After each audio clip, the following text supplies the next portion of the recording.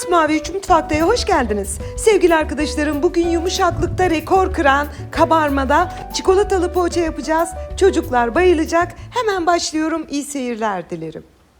Hamurumuz için gerekli malzemeler: 1 su bardağı süt. Ben genelde sütü dolaptan alıyorum. Kettle'da da suyu ısıtıyorum, ekliyorum. Ilık bir harç oluyor. Yarım su bardağı su, 1 paket vanilya, 4 yemek kaşığı dolusu şeker. Çünkü bu tatlı bir poğaça olacağı için çok da tatlı değil, tam dengeli.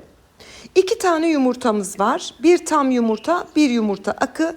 1 yumurta sarısını böyle yüzeyini kapatıp kaldırın. İşlem yapacağımız için kenarda kuruyup ziyan olmasın. 1 paket de mayamızı ekleyelim. Onu güzelce bir tel çırpıcıyla karıştırıp bir 2-3 dakika tezgahta bekletelim. 2-3 dakika beklettikten sonra unumuzu ekleyebiliriz. Neden beklettik? Hani maya birazcık yumuşayıp kendini salsın, öyle tane tane kalmasın diye. 4, maksimum 4,5 su bardağı unumuzu ekliyoruz. Kabaca bir toparlayıp hamuru yoğurmaya başlayalım. Unlar hakkında biraz sonra bir bilgi daha vereceğim size ilerleyen kısımda. Kabaca toparlamış olduğumuz hamurumuza 100 gram tereyağımızı ilave edip şimdi güzelce yoğuracağız. Gördüğünüz gibi hamurumuzun ana hamurda sıvı yağ kullanmadık. Yağ oranı sadece 100 gram tereyağı kullanıyoruz sevgili arkadaşlarım. Yaklaşık 5-6 dakika ben de elimle yoğuruyorum. Gördüğünüz gibi robot kullanmıyorum. Ama ben bu yoğurma işlemini aslında yerde yapıyorum. Masada tam gücümü veremiyorum. 5-6 dakika yoğurdum. Ne diyoruz? Fıstık gibi bir hamur elde ettik. Bakın sevgili arkadaşlarım, böyle köpük gibi yumuşacık bir poğaça hamuru olmalı ki fırında da böyle inanılmaz kabarsın. Mayalanmaya bırakalım. Ben sizin için yine hızlı çekim yaptım. Yaklaşık 50 dakikalık mayalanma sürecini 8 saniyede izliyorsunuz. 1 saat kadar beklettikten sonra hamurumuzun mayası şahane bir şekilde gelmişti. Hemen şöyle havasını alıp hamurumuzdan 9 adet beze alalım. Şimdi benim yaptığım çikolatalı poğaçalar jumbo, yani bir tanesiyle bir kişi doyar. Siz daha minik minik yapmak istiyorsanız 18 beze alın veya 14 beze alın. Tamamen size bırakıyorum. Hani ben tepsiye tam orantılı sığsın diye 9 adet beze alıyorum. Bezelerimizi alıp hazırladık. Yağlı kağıt sererek tepsimizi de hazırladık. İç harcı olarak 250 gram kahvaltılık çikolata kullanacağız. İstediğiniz, güvendiğiniz herhangi bir markayı kullanabilirsiniz. Hiç sorun yok. Veya çikolata istemiyorsanız reçelli de yapabilirsiniz. Yani çilek reçeli, ama ev yapımıysa yapın. Ben marketteki çilek reçellerini pek reçele benzetmiyorum çünkü. Şimdi sevgili arkadaşlarım, bir tane bezeyi alıyorum. Şöyle uzunlamasına açıp o beze yaparken yuvarladığımız kısım alta geliyor ya, onu çevirip iç kısmına 2 tatlı kaşığı çikolatamızı ekleyelim. Ve dikkat etmeniz gereken, bu şekilde kapatırken çikolatanın akmaması için iyice sıkı yapın orayı. Çünkü çikolata akarsa yanan bir ürün. Yani o bir yanma olur. O da tadı güzel olmaz. Sıkıca kapatıp rulo haline getirin. Elinizle kapattığınız yeri de tekrar yapıştırın. Dikiş atıp bir ay formu vererek tepsiye dizebilirsiniz. Tekrar bir tane daha gösteriyorum, bakın. Şimdi aldım, böyle düz yüzünden açıyorum. Zaten bir dokunuşta açılıyor. Şimdi bunu ters çevirin. Neden bu işlemi yapıyoruz? Çünkü bezeyi katlarken altında böyle yer kalıyor ya, beze yaptığımızda o içe gelsin ki poğaçanız pürüzsüz bir şekilde kabarsın. Yine 2 tatlı kaşığı çikolata ekliyorum.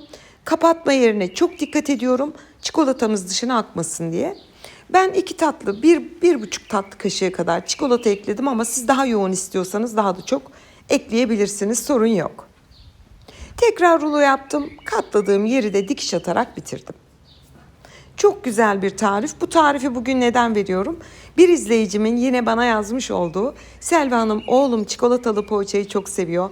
İnanın ki her gün alsam bir türlü doymuyor. Güzel bir tarif verir misiniz demesi üzerine bu tarifi uyarladım. Umarım bütün çocuklar mutlu olur. Tabii anneler, babalar da. Ve bütün bezeleri aynı şekilde şekil vererek tepsiye dizerek bitiriyorum. Toplamda 9 adet çikolatalı poğaça yaptık.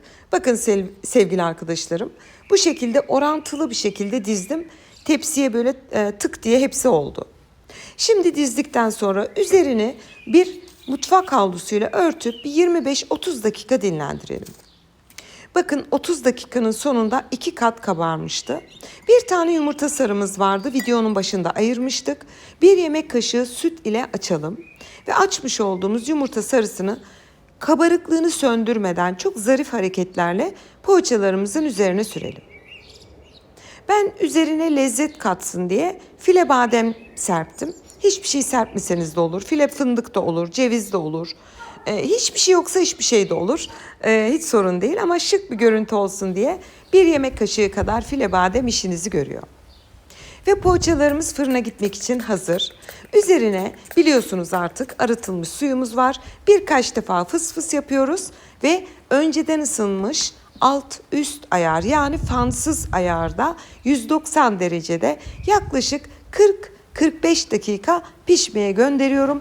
Ama her fırın farklıdır sevgili arkadaşlarım. Gözünüz fırında olsun, hep gözetleyin.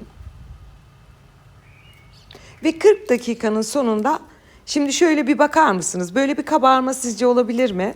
Yani o 9 tane ilk başta dizdiğimiz poğaçalar birbirini tuttu.